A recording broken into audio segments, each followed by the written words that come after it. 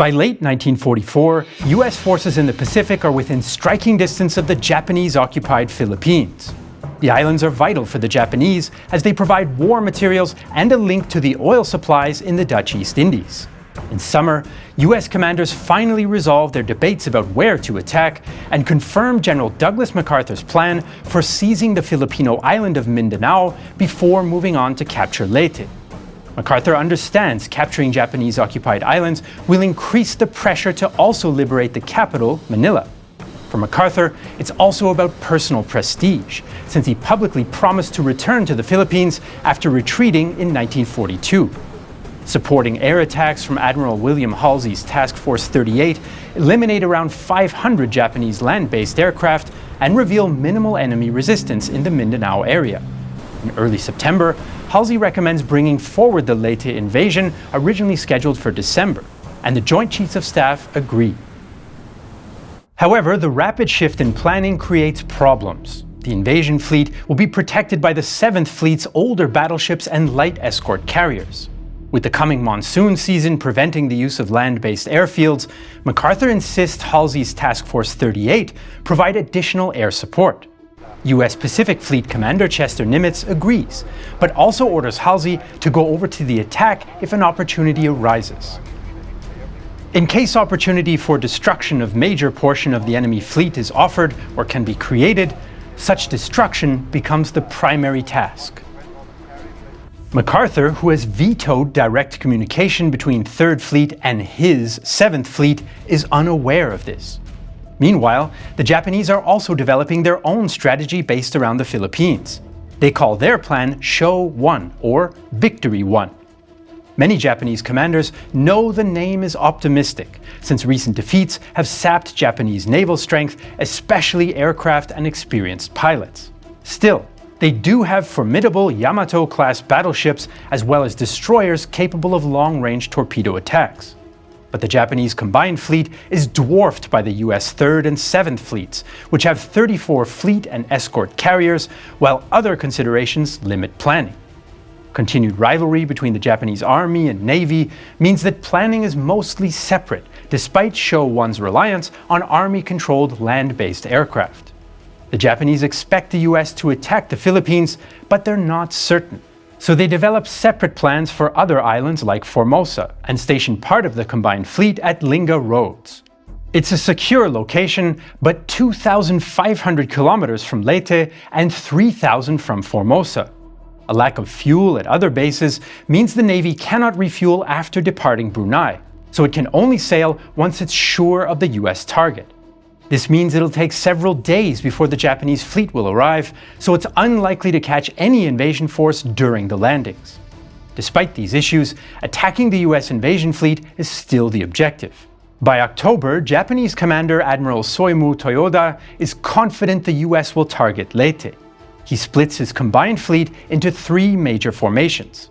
The 1st Diversionary Force under Vice Admiral Takeo Kurita and based around the 2 Yamato-class battleships is the strongest. Once the US attack begins, it will sail to the Leyte Gulf via the San Bernardino Strait and attack the invasion fleet from the north. Meanwhile, the 2nd Force under Vice Admiral Kiyohide Shima will enter the Gulf from the south and is supported by a separate but attached force of older ships under Admiral Shoji Nishimura. Vice Admiral Jisaburo Ozawa's carrier force, now called the Mobile Force Main Body, will support the attack. But they lack aircraft and experienced pilots, so the carriers hope to lure away Task Force 38 as a decoy. The plan is complex and depends on concentrating forces at a critical time. Similar coordinated plans have previously failed, and by the time the Japanese fleets arrive, it's understood most US forces will already be ashore with significant supplies. Most Japanese naval officers don't think it will work. And so by early October, both sides are focused on Leyte. However, the first major clash occurs in the air over Formosa. To further prepare the Leyte invasion, Task Force 38's carriers renew air attacks across the region, concentrating on Formosa from October 12th. US carriers launch around 1,370 sorties and destroy over 100 Japanese aircraft by the end of the day. Air Commander Shigeru Fukudome laments. Our fighters were nothing but so many eggs thrown at the stone wall of the indomitable enemy formation. Fukudome is reluctant to commit more planes to the fight, but receives orders for a decisive air battle. The Japanese throw aircraft assigned to the show operations into the growing battle, giving Fukudome around 860 immediately operational aircraft. This should be enough to match Task Force 38's 1,000 planes, but Japanese pilots have very little experience. Japanese command expects these pilots to break through to attack US vessels, while large, mixed groups of aircraft occupy US fighters and anti-aircraft fire. Radar operator Mike Carney notes a wave of 75 to 100 aircraft. The CAP pilots began to report a great many different kinds of planes.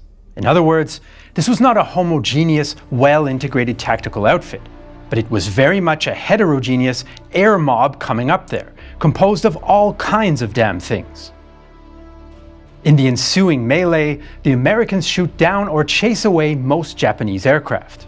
However, Japanese torpedoes strike and badly damage the heavy cruisers USS Canberra and USS Houston. These modest Japanese achievements come at a significant cost. Between October 10th and 17th, Japan loses around 500 aircraft to 89 US aircraft, although initially the Japanese believe they've sunk up to 17 US ships. Toyoda orders Shima's force to mop up the remnants. The US encourages him by using the crippled cruisers as bait, and although Shima cautiously approaches, he soon withdraws. Almost immediately after the Formosa battle, MacArthur's amphibious force heads for Leyte on October 17th. Toyoda implements Show 1 and plans to reach Leyte Gulf by October 24th. It quickly becomes clear the Japanese timetable is untenable. Kurita's refueling in Brunei is delayed, submarines need 48 hours to prepare, and Ozawa needs to relocate air crews and load aircraft onto his carriers with cranes due to the pilot's lack of carrier landing experience. Kurita's force is split into two and aims to attack the Leyte Gulf in a pincer movement, while Shima's force will sail south from Japan and also enter via the Surigao Strait. The plan is not popular among Kurita's officers. The rescheduling means they will attack during the day, not at night as they had trained for, and they will miss the opportunity to attack the invasion fleet. Kurita pleads with his officers. You must all remember that there are such things as miracles. What man can say that there is no chance for our fleet to turn the tide of war in a decisive battle? We shall have a chance to meet our enemies. We shall engage his task forces. I hope you will not carry your responsibilities lightly. I know you will act faithfully and well. Kurita orders his ships towards Leyte via the Palawan Passage, an area of known US submarine activity, in order to save limited fuel. Kurita's fleet lacks anti-submarine equipment and does not deploy the destroyers as an anti-submarine screen. On October 23rd, 2 US submarines sink 2 heavy cruisers, including Kurita's flagship, and heavily damage a third. But the Japanese also score a success. The remnants of Formosa's Second Air Fleet relocate to the Philippines and support Kurita. Japanese losses remain high, and few planes mount attacks. However, a single 550-pound bomb pierces the deck of carrier USS Princeton and explodes in the hangar, causing additional explosions. As the light cruiser USS Birmingham and other ships help fight the fires, the Princeton's torpedo magazine explodes, killing and wounding 650 sailors on the Birmingham and sealing Princeton's fate. US sailors scuttle it shortly afterwards. The Japanese success is partly due to luck, but also the spread-out nature of Task Force 38. Of its 4 task groups, 2 are on their way for leave, 1 is patrolling east of Luzon, and 1 is blocking the San Bernardino Strait. Halsey recalls all task groups, but some are too far away to play a role on October 24th. This means when Kurita's force approaches Leyte Gulf via the Sibuyan Sea, only Task Group 38.2, the weakest task group with only 1 fleet and 2 escort carriers, can intercept. Admiral Gerald Bogan orders US pilots to focus attacks on heavy battleships Yamato and Musashi, In the first attacks, US Avengers, Helldivers and Hellcats hit Musashi with multiple bombs and at least 7 torpedoes, which causes severe flooding. But Japanese damage control keeps her in the fight. The Musashi's crew claimed to down 6 US planes with heavy anti-aircraft fire, including from their main 18.1-inch guns. I felt the muzzle blast each time they fired. I could swear the wings were ready to fold every time these huge shockwaves hit us. Some of the explosions were blue, some red, some were pink, and some were yellow. The severely damaged Musashi withdraws to the west with 2 escorts, but American planes continually attack. By 7 p.m., Musashi has been hit by at least 16 bombs and 11 torpedoes, and sinks with 1,000 of her 2,400 crew. In the entire war, Musashi never fires a shot in anger at another ship. Kurita temporarily orders a withdrawal to the west, but later continues his journey towards the Leyte Gulf. US planes only observe his initial withdrawal and believe the first diversionary force is out of the fight. Exaggerated reports of damage to Kurita's force reinforce this false impression. But by concentrating attacks on the Musashi, the Americans leave most Japanese ships undamaged, although 1 damaged heavy cruiser also withdraws. While US aircraft attack in the Sibuyan Sea, another battle is taking place to the south. US planes spot Nishimura's 3rd section en route to Leyte Gulf in the afternoon, which gives 7th Fleet plenty of time to react. Rear Admiral Jesse B. Oldendorf sets up an ambush in the Surigao Strait. 6 battleships, 8 cruisers, and up to 24 destroyers and 40 torpedo boats wait at various distances to engage the Japanese force. Opening US torpedo attacks sink 2 destroyers and the battleship Fuso, before ships engage in the last battleship gunnery duel in history, in which US firepower dominates. I was receiving a terrific bombardment. There were so many near misses that the gyro compass was out. The ship was constantly trembling from the force of near misses, and the wireless was out. But torpedoes again inflict the most damage on the Japanese force, and finish off the Japanese battleship Yamashiro. For a moment, it appears Shima is coming to Nishimura's aid, but on seeing the one-sided battle, he decides against it. US forces half-heartedly pursue Shima, but luckily for them, as it turns out, eventually abandon the chase. At 4 p.m. on October 24th, Task Force 38 detects Ozawa's carriers. Admiral Halsey now faces a dilemma. He can continue to defend the San Bernardino Strait against Kurita's weakened force, or move north to eliminate Ozawa's carriers. Crucially, with the resources available to Task Force 38, he could potentially do both, but US doctrine isn't for fighting 2 battles at once. Halsey decides to move the entire task force north to catch the Japanese carriers, which had escaped destruction at the previous Battle of the Philippine Sea. An overloaded radio net and confusing chain of command means this is not clearly communicated to all, including Admiral Thomas Kincade of 7th Fleet, whose surface warships are far to the south after the Battle of Surigao Strait. He assumes Halsey's battleships remain at the San Bernardino Strait in the north, and only finds out the truth too late. By this point, Kurita's force has slipped through the strait and is moving south along the coast off Samar. At 6:47 a.m., they spot the lightly armored escort carriers of 7th Fleet's Taffy 3. Both fleets are equally surprised, as one US sailor notes. I ran to the bridge and looked out, and I saw what looked like toothpicks on the horizon. Right across the horizon. Many, many ships. The Japanese are currently shifting into a daytime anti-aircraft formation, limiting their ability to respond. Still, within 15 minutes, they open fire.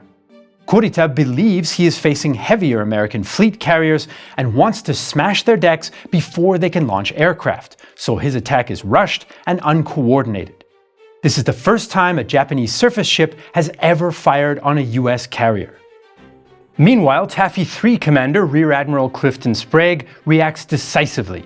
He orders his carriers to sail east to increase their distance from Kurita and turn them into the wind, which helps launching aircraft. He orders all planes, even unarmed ones, into the air, and ships lay thick smoke screens. The humidity means smoke screens linger on the water, increasing their effectiveness, while rain squalls provide temporary concealment.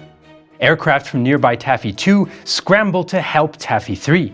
Even so, the Japanese continue their pursuit, with the Yamato's 18-inch guns opening fire from 27 kilometers away. Although she doesn't score a direct hit, near misses from the huge projectiles damage ships by exploding underwater. Captain of the USS White Plains recalled a salvo. The vessel was shaken and twisted violently, throwing personnel in some parts of the ship from their feet and much gear to the deck from normal horizontal storage.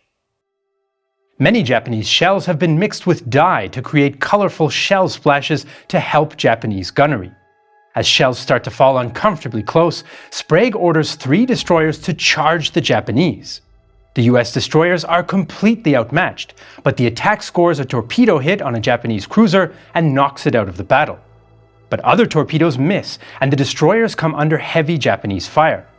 Yamato's smaller shells hit the USS Johnston 3 times before the American ship manages to hide in a rain squall. USS Hull, however, is hit up to 23 times and sinks with most of her crew. As Kurita sends forward his own destroyers, USS Johnston attacks again, forcing the Japanese destroyers to launch torpedoes from an unfavorable position and score no hits. However, Japanese fire now focuses on Johnston, which soon sinks. Tadashi Okuno, aboard one of the Japanese destroyers, recalls. Men were floating on the water's surface or sinking beneath it, while half-naked crew members jammed themselves into lifeboats and rowed away, escaping. We were close enough to see their unkempt beards and the tattoos on their arms. One of our machine gunners impulsively pulled his trigger. He must have been overflowing with feelings of animosity towards the enemy. But it was checked by a loud voice from the bridge, saying, "Don't shoot at escaping men. Stop shooting. Stop." US air attacks, torpedoes, and harassing destroyers hinder Japanese gunnery against the fleeing carriers.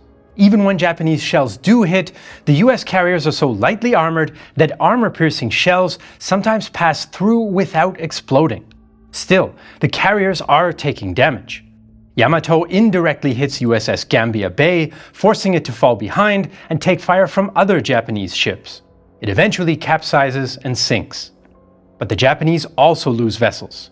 Even though US pilots launch attacks in an improvised manner, they remain a major distraction and contribute to the sinking of 3 Japanese cruisers and damage many more. These attacks, combined with Kurita's continuing belief that he's facing a much stronger fleet carrier force, result in a controversial command decision. Just as damage is starting to mount against Taffy 3, Kurita calls off the pursuit and withdraws through the San Bernardino Strait. But Taffy 3 is not safe yet. Shortly after Kurita's withdrawal, a wave of kamikazes attack the carriers, sinking USS St. Lo. This new, desperate Japanese tactic first emerges in the battles of the Philippines. We talked to military aviation historian Christoph Bergs about the first kamikaze attacks. Thanks, Jesse. In 1944, kamikaze attacks were not new. For example, during the action of Bougainville in February 1942, Lieutenant Masayoshi Nakagawa tried to steer his damaged aircraft right into USS Lexington. Similar spontaneous incidents happened throughout the war by pilots on all sides. Japanese pilots may have done it more often, usually when they knew that their plane was so damaged that they would never make it back to base, but they were not unique in this case. However, by October 1944, it started to be different. Japan started to adopt suicide attacks as a standardized tactic in both the Army and the Navy's air services. Various commanders like Lieutenant Colonel Takashige Igusa, Lieutenant Colonel Koji Tanaka, Rear Admiral Masafumi Arima, and Vice Admiral Takijiro Onishi are typically considered as the fathers of kamikaze. In fact, Arima died on October 15th, reportedly after trying to ram CB-13, the USS Franklin.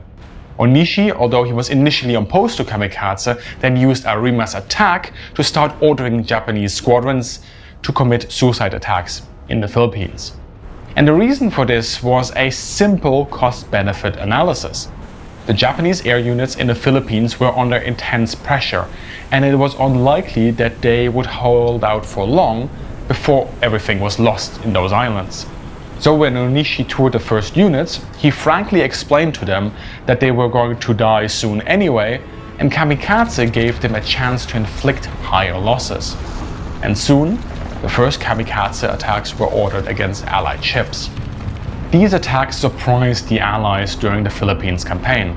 The success of kamikaze may have even surprised the Japanese. One calculation by the Allies on this early period indicates that kamikaze attacks had a 10 times better chance of scoring a hit than conventional air attacks with bombs. Next to sinking or damaging about 40 ships in the area, 7 carriers were also hit. One of them, the aforementioned USS St. Lo, sank. But October 1944 was merely the beginning. Based on the early success during the Battle of Leyte Gulf, the kamikaze program was drastically expanded as the sun started to set for Imperial Japan. Special attack units were formed for suicide attacks, although not actually every kamikaze pilot was formally part of such a unit. Japan increased the numbers of identified suicide attacks between 1944 to 1945 by about 60%. For example, as the Allies then started to close in on Okinawa between April and May 1945, Japan flew more kamikaze attacks during that period than during the whole of October 1944 to March 1945. However, it still only achieved the same number of hits, showing that kamikaze was now starting to be far less effective even though more planes were being sent. And this is because the Allies adapted to these Japanese attacks. One of the most famous countermeasures was the VT, or Variable Time Fuse. Its name was basically a security cover. The V2 fuse was not your typical time-delayed fuse that explodes in those famous black puffs along the path of a bomber. Instead, it had a small proximity sensor. By transmitting a signal and receiving a return, the shell could then sense if a plane was close and explode at the optimal point. Between October 1944 to March 1945, if a plane came into the range of ship-based AA, Japan had about 73% chance of a hit or a near miss on that ship. But between April and May 1945, this dropped to 43%, and these numbers are dropping even further as we go into the final months. And this strongly suggests that the improvements to AA and fire control had a significant effect on Japanese kamikaze attacks. However, early warning and fighter planes were equally important, maybe even more so. With radar and fighters, the Allies could intercept Japanese attacks long before they started to reach the task force and got into AA range. For this, radar, radio communications, and a clear command and control system was needed. And by placing radar-equipped destroyer pickets at some distance from the task force, kamikaze attacks were identified very early and fighters were then vectored to intercept. Statistically, if a plane was intercepted about 10 miles out from a ship, the chance for that kamikaze plane to reach said ship was still about 50%. But if it was intercepted at 50 miles, this chance dropped to about 2%. This is why only about a third of all kamikaze attacks ever got close to a task force. Early warning and fighter vectoring proved to be the best countermeasure against Japanese attacks, and the augmented AA defenses were an effective backstop. Now, because of the early attacks, carriers are typically considered as the main target for kamikaze pilots. However, the majority of hits were actually scored against auxiliary vessels, like transports, large landing ships, or destroyer pickets. It was exactly these pickets that had that important early warning radar. They were the first ships that Japanese pilots usually saw en route, and that they were just targeted straight away, because the pilots that were being sent out had really minimal flight and target recognition training. About 170 hits were scored on destroyers and auxiliary vessels, compared to about 25 hits against carriers. By the war's end, close to 4,000 Japanese pilots are said to have been sent out as part of this last desperate measure. Kamikaze pilots scored about 450 hits or near misses, sinking 66 Allied ships and having damaged a few hundred. Allied casualties include 6,200 killed and about 8,700 wounded. Now, even though Japan had a lot of tactical success early on, operationally and strategically, Kamikaze did not shift the balance in the Pacific. And with that, thanks Jesse, and back to you at Real-Time History. Some historians have since suggested Kurita could have pushed through into the Leyte Gulf and achieved Show 1's objectives by attacking the US invasion fleet, but this has been hotly debated. Kurita will later give various justifications for his decision, including mental fatigue, fear of air attack, fuel concerns, and awareness the only US targets left in the Gulf were likely to be empty transports. Some Japanese officers, like Rear Admiral Tomiji Koyanagi, argued Kurita ultimately wanted to go down fighting against US warships, not attacking empty transports. Under these circumstances, it was presumed that if our force did succeed in entering Leyte Gulf, we would find that transport had already withdrawn, and any success we might achieve would be very minor at best. We were prepared to fight to the last man, but we wanted to die gloriously. We were convinced that several enemy carrier groups were disposed nearby and that we were surrounded. Our shore-based air force had been rather inactive, but if they could only strike a successful blow, we might still achieve a decisive fleet engagement. And even if we were destroyed in such a battle, death would be glorious. Furthermore, Kurita was unaware Ozawa had successfully lured away Task Force 38. But even if Kurita did storm the Gulf, stronger US forces could respond. As Kurita withdraws, Halsey moves against Ozawa's diversionary force off Cape Enganyao. The US sees the Japanese carriers as a major threat, since the Americans are unaware most of the Japanese carrier planes have already been destroyed. Task Force 38 opens its attack in the early hours of October 25th, focusing on Ozawa's 1 fleet and 3 light carriers. Ozawa is only able to launch 13 planes in defense. Bill Davis, flying a Hellcat from the Lexington, describes an attack run. After my dive, I was perhaps 3 feet from the windows on the bridge and could see the Japanese officers and enlisted men commanding the ship. There was an admiral in dress whites, complete with sword. I was going 530 miles an hour, and I only got a glimpse, but that image is impressed on my mind forever.